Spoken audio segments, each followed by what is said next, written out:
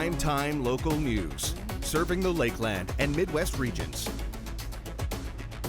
Good evening, everybody. Welcome to another edition of Prime Time Local News. Jasmine King joined here with Abby St. John, who is back from vacation. Now, we're going to be having all your local weather, news, and sports. But Abby, first of all, how does it feel to be back?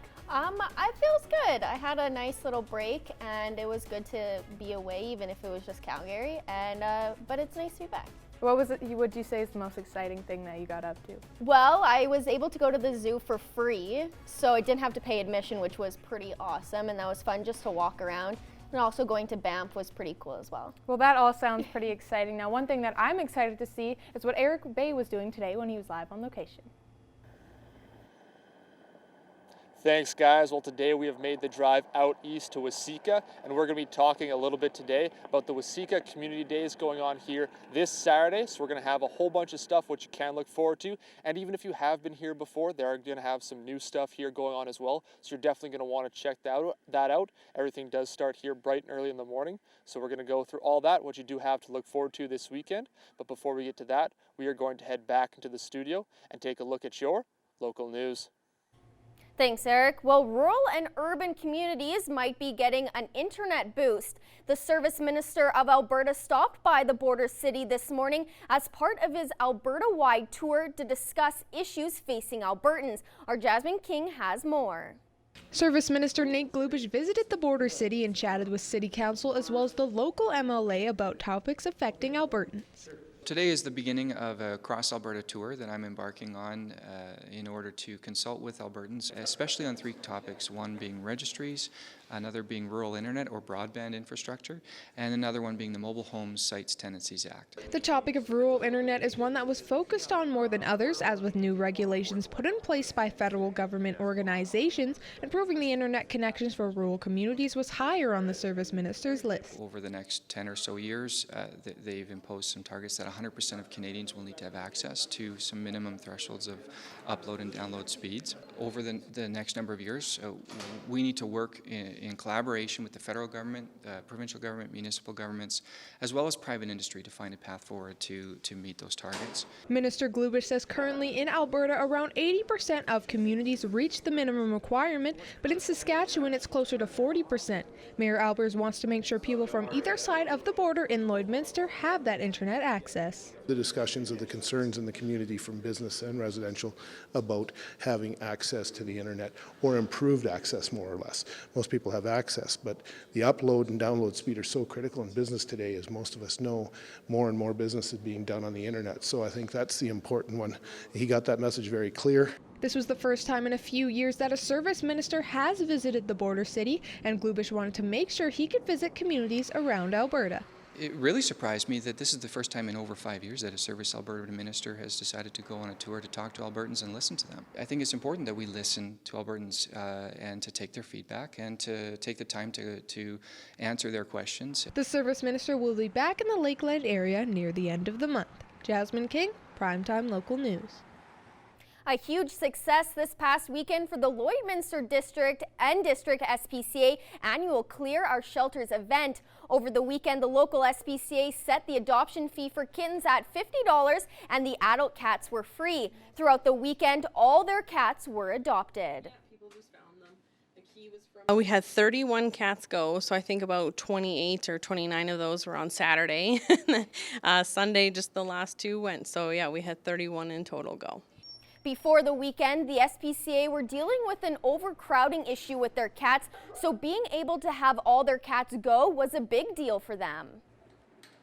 I don't think, in all of these events that we have had this Clear Our Shelters, we've never we've never had all of them, all the available ones go. So it was kind of exciting that every single available cat went. So it's very exciting.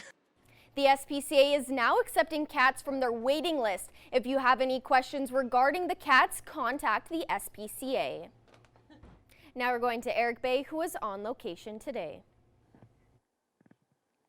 Once again, we are back out here in Waseca, and today we are talking about Waseca Community Days, which does happen here this weekend, and Sandra Sutherland joins me now. And now you guys have a ton of stuff going on, including some displays, so can you tell us a little bit about those?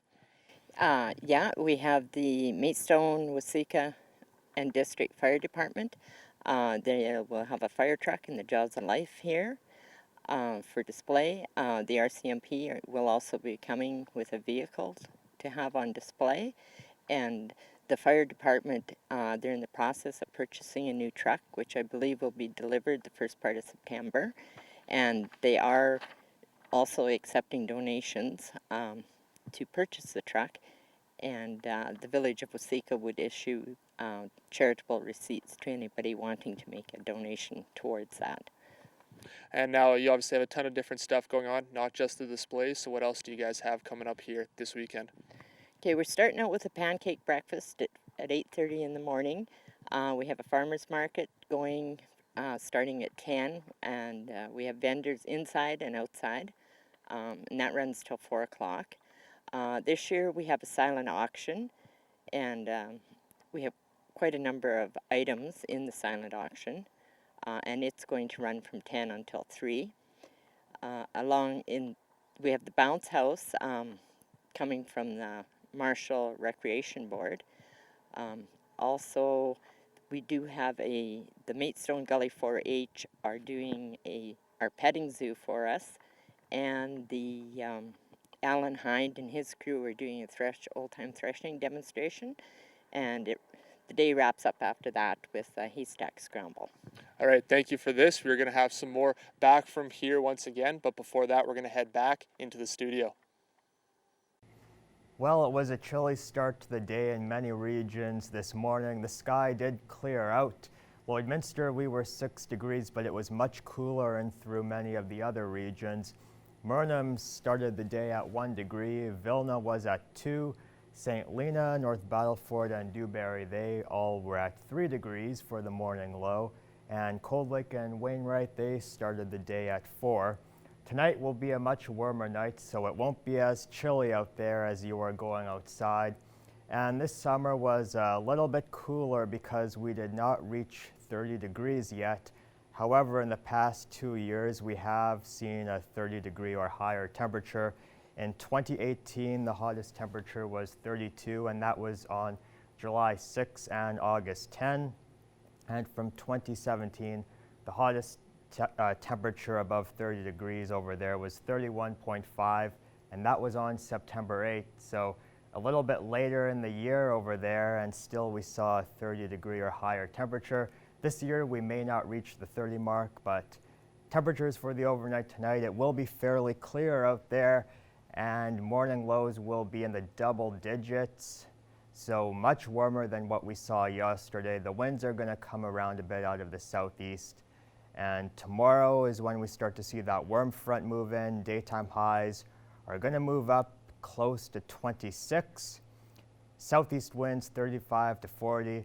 There is a chance that we will see that overnight thunderstorm overnight and through Thursday. It doesn't look to be severe as it will be hitting through the overnight hours. In western Alberta, that will start for the evening. Thursday, 100% chance of showers and storms, daytime highs reaching 16. 20 degrees on Friday, and 70% chance of showers and storms.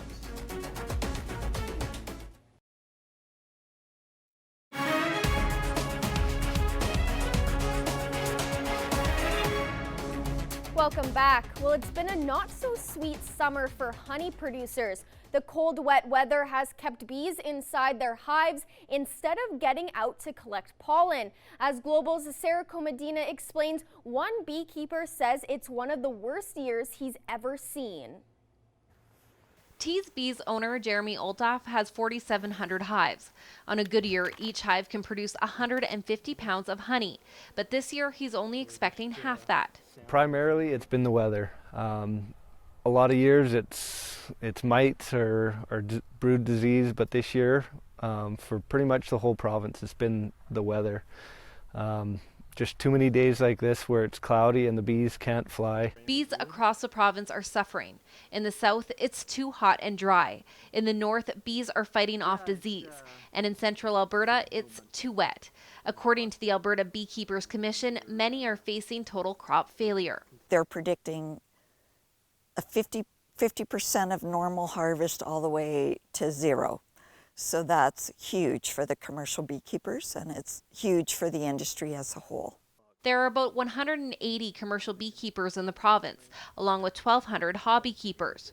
The commission has sent a letter to the Alberta government asking for help to keep the industry going. The bee industry in the province is small in relation to some of the other commodity groups like beef and canola and pulse crops and those types of things. The bee industry in this province is the largest in the country. For Althoff, it's hard to look ahead to next year when beekeepers have to keep jumping hurdles.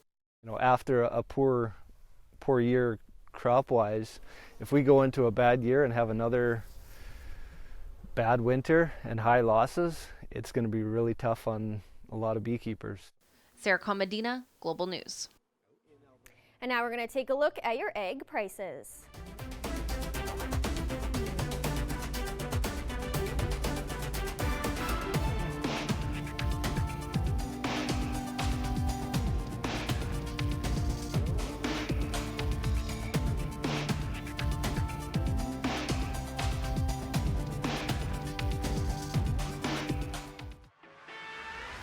We're a part of less than 5% of Canadian auto body shops and Lloydminster's only locations with certified collision care recognition at City Centre Auto Body. This past weekend, Chuckwagon legend Ray Mitsewing took part in his last CPCA event. Due to his age, Mitsewing was forced into retirement. Our Evan Kenny has more. Ray Mitsewing, between Ray Mitsewing, Ray Mitsewing. Ray Mitsewing. He may not be a household name to everyone, but anyone who knows anything about Chuckwagon racing knows who Ray Mitsewing is. The Chief has been a dominant force in the CPCA since 1983, collecting 7 Canadian championships over his career.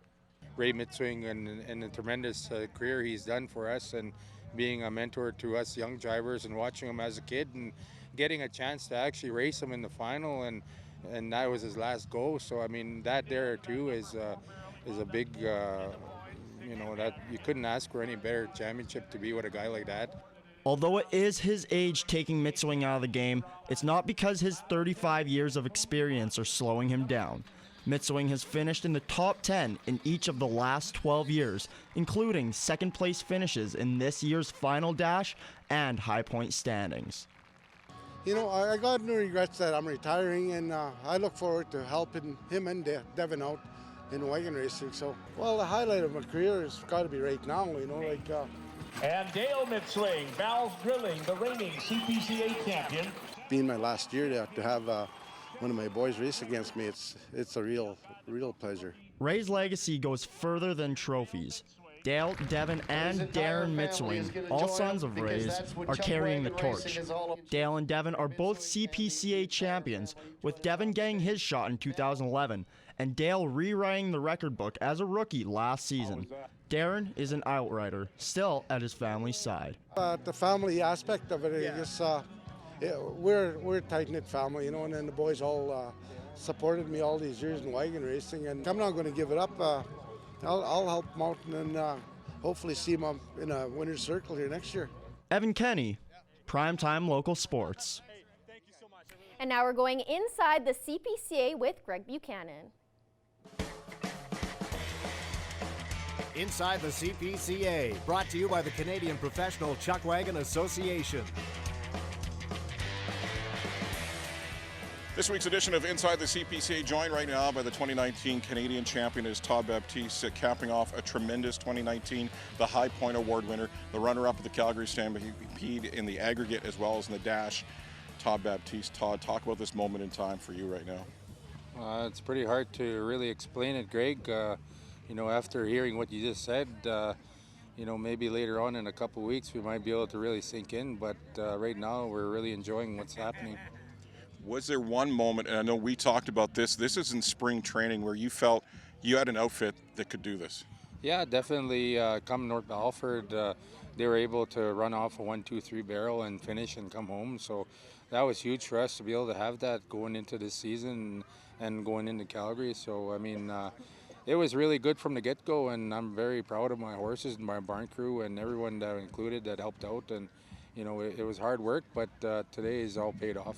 One of the great stories today was the 7-time Canadian champion Ray Mitswing racing for the final time, and you were part of that moment too. That's definitely a big highlight to my championship here today, having to race Ray Mitswing, and you know, having to be a mentor to us as young people and young drivers, and you know, having the chance to be able to race him again in his final career. So can't say any more, but you know, he was a great ambassador to the sport of chuck wagon racing. I know for you chuck wagon drivers, it won't take too long to look ahead to next season.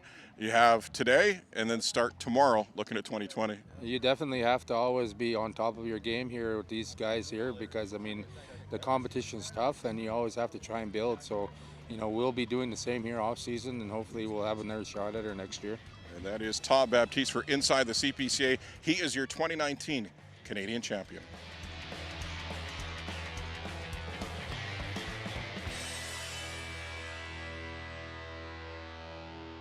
Now we're going to Eric Bay, who was on location today.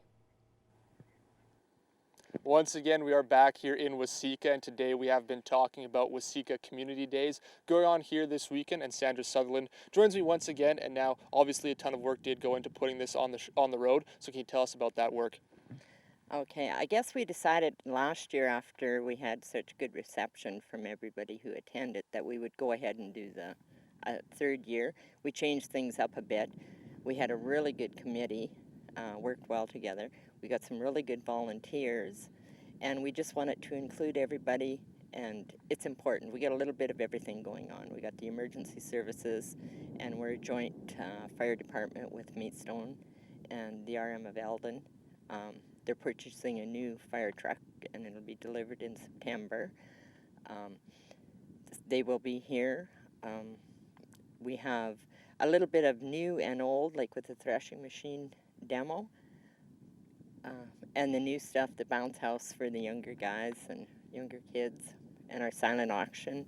Definitely tons of stuff to check out here for sure. And now, obviously, you just mentioned third year you guys are putting this on. What's kind of the importance of having these events here in the community, something that a whole bunch of people can come out here and check out? It's important. We're a small community, and we got some very dedicated volunteers, and everybody sort of pitches in and gets things done. We also have coming up we do pie bingos in November. We do Christmas Heritage Program, which is through the little Heritage Church in Waseca here. And they're all well attended by the community and surrounding area.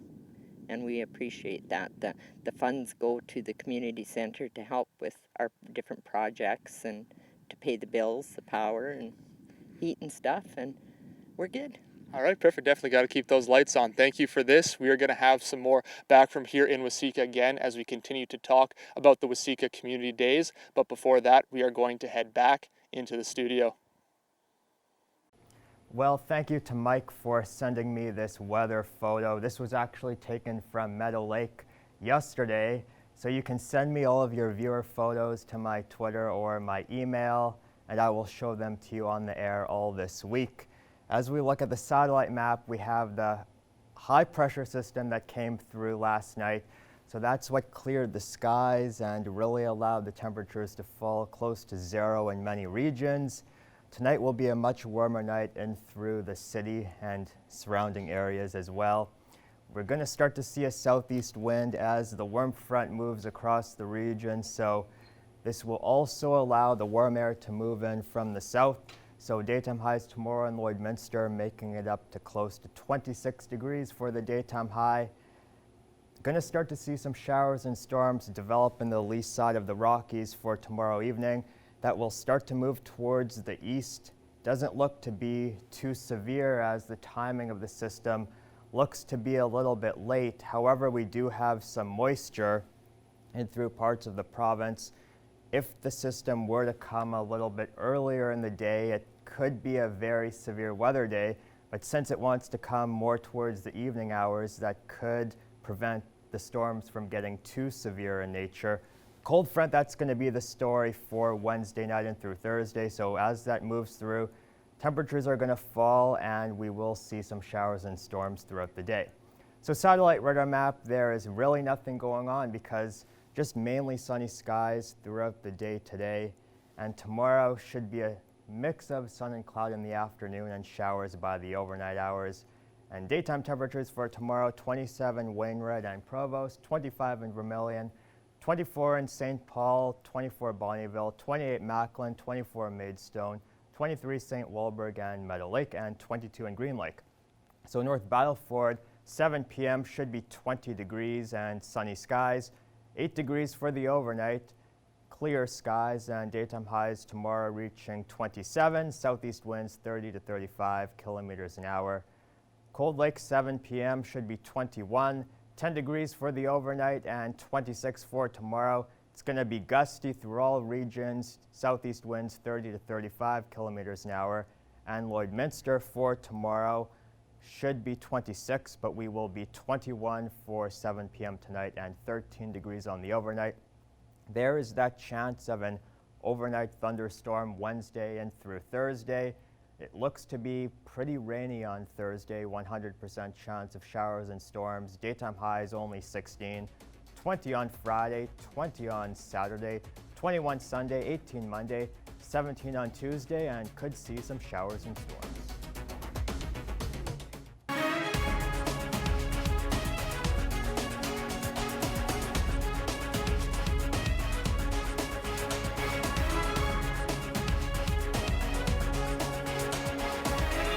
Prime time local news, serving the Lakeland and Midwest regions.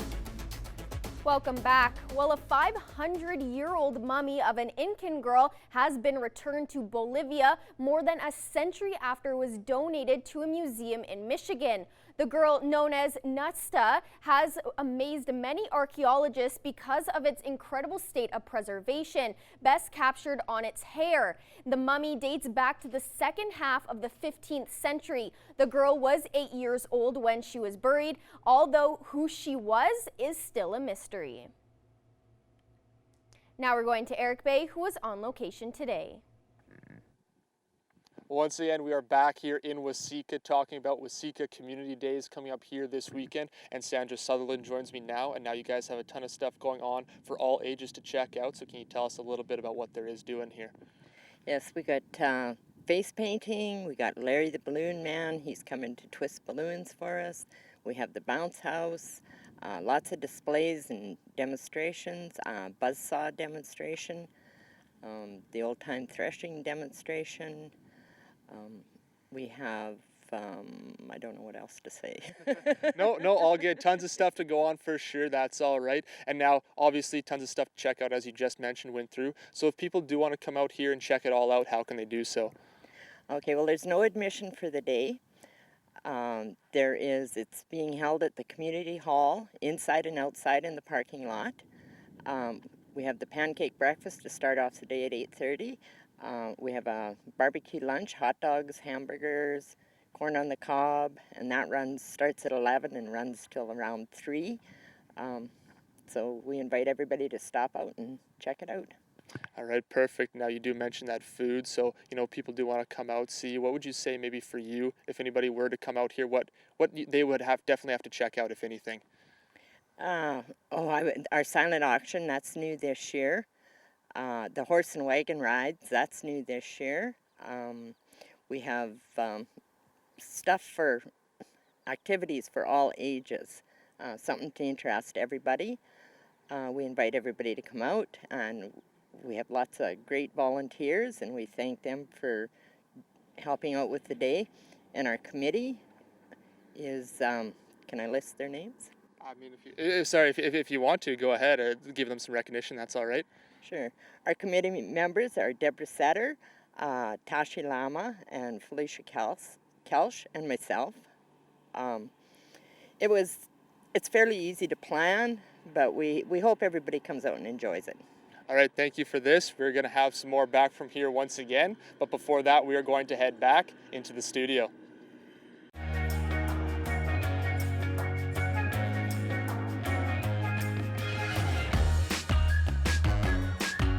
Thanks, Eric. Now, a question of the day today was, what was the last TV series that you binged? And we got a couple comments on our Facebook: Game of Thrones, Riverdale, Stranger Things, Designated Survivor, and one we got Lucifer. Now, I have to agree with this person because I have recently been binging Lucifer, but I know there's one show on this list that you have recently binged quite a bit. Yes, I have binge watched Stranger Things Season 3 11 times. I finally have kicked that, I hope. But yeah, I definitely got a little obsessed with Season 3 especially. I think it's the best one so far. So I've definitely overwatched it, I think, but who knows, I might watch it again. Now, what do you think what it was that kept drawing you in to watch? I think it was the storyline was so smooth, like so much smoother than the second season. There was no episodes that felt out of place, and just the different areas of the show where there was different groups of the characters doing their own thing, but it all tied in together at the end, I thought was spectacular. And of course the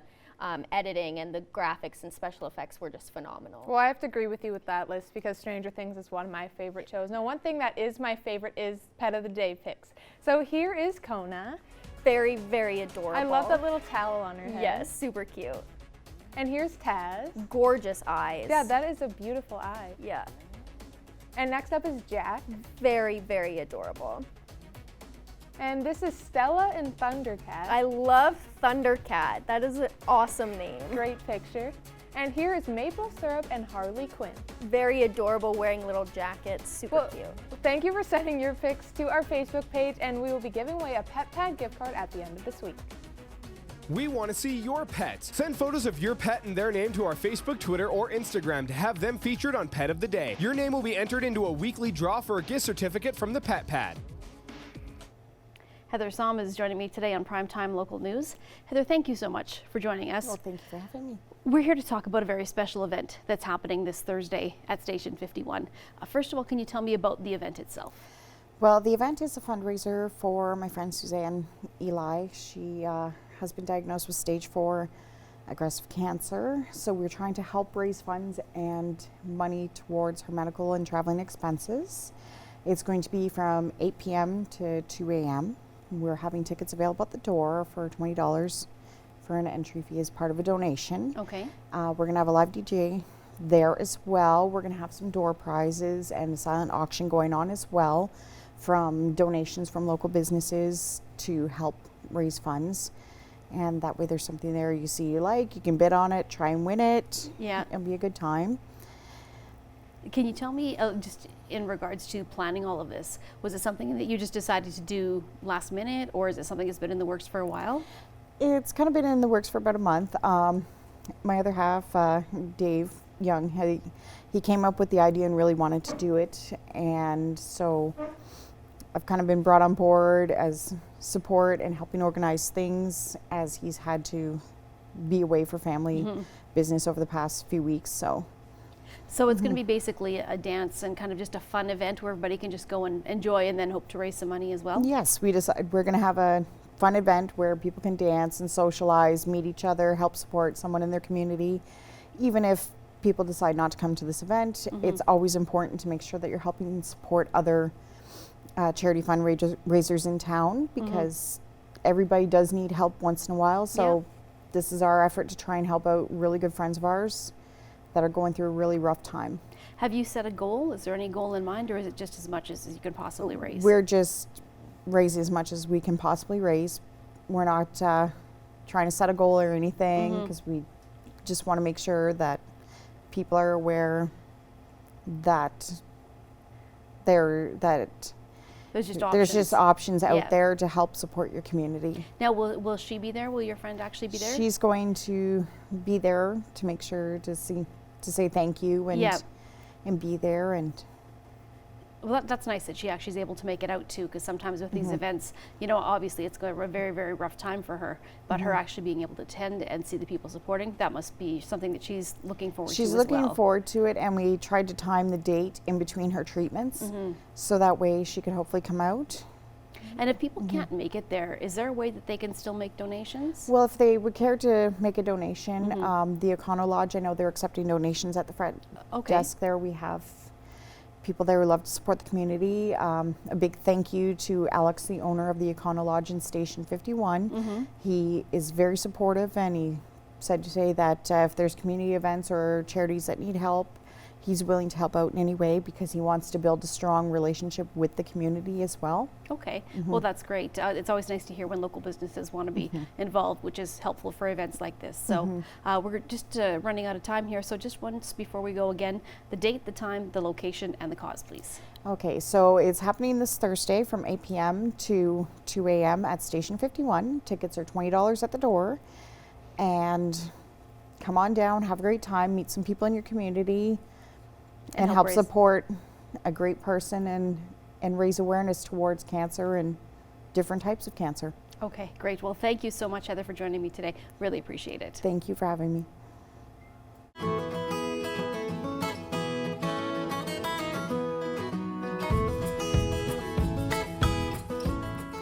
Today I'm joined here with Becca from the SPCA, and she's brought in this beautiful dog named Jinx. So tell me just a little bit about how she came to the SPCA. Yeah, so she was just a stray, so she came in, I think, from around the Maidstone area. Other than that, I mean, we don't really know too much else about her other than she's amazing and beautiful and the perfect dog.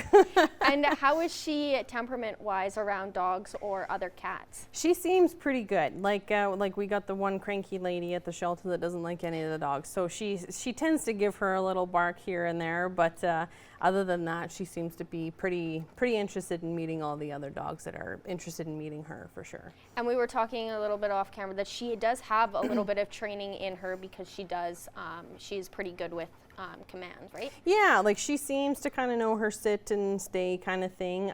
She jumps right into the carrier in the vehicle and lays right down, so she knows that's the drill, I think, when she got in the vehicle. So, and then I mean, even like just in general too, she just always has to, like she is right now, leaning up against me or somebody that she likes, which is everyone. She's just, yeah, the best temperament, really. And how living wise, how is she? Like, is she good with any type of living situation? I really think that she would be, yeah. Like I said, she just constantly has to be with people. Like, she loves being with everybody. You know, which I mean could be a fault to her own, really. But yeah, she's willing to meet everybody, and I think she would enjoy being in the house with the people as well too. And we were you mentioned a little bit off camera about her having surgery. Is that a medical reason, or was that just one-time thing? It was just for her spay. So she is a little bit of an older dog, so she had just some mammary tumors, so we did remove those kind of things. So it is something that it just has to continue being watched for. We think it's just hopefully hormonal kind of thing, because I mean we didn't really notice anything in slides checking it out at the vet. So I think it's just an age thing for her. So then it was just stapled shut. So instead of the normal self-dissolve ones, that she just had to get them stapled. And have you noticed her around kids?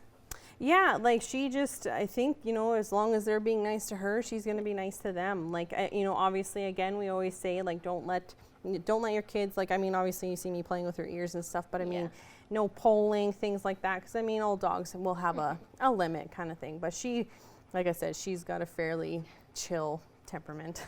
And you had your adopt-a-thon empty the shelter weekend all across Saskatchewan. How was that? I heard it was a large success. It was. Every single available animal went home. So it was our cat, I should say, sorry. They all went home. Even one dog throughout the weekend went home too, just from being seen. So that was really nice.